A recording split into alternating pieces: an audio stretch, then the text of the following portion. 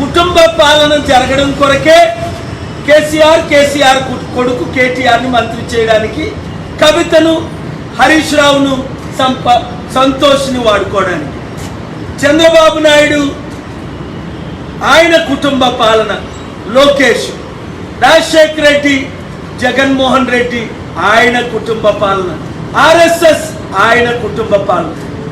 ఈ రోజు కూడా 13వ తారీఖున స్క్రూటినీ జరిగే టైంకు కూడా మాకు సింబల్ ఇవ్వలేదు.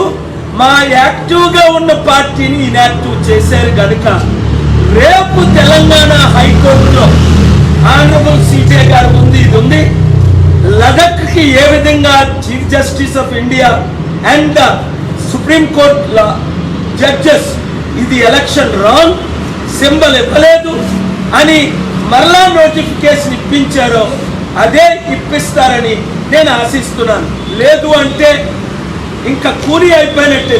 గుర్తించుకోండి, నేను తప్ప ఈ దేశాన్ని బాగు చేసినోడు ఎవరు లేదు. ఎందుకు నేను 2700 మంది బిలియనీర్లు ప్రపంచంలో వారు నన్ను గౌరవిస్తారు.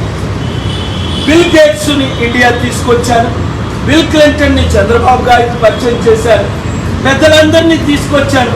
హైదరాబాద్లో 700 కంపెనీలు పెట్టాను. 7000 కంపెనీలు పెట్టగలను.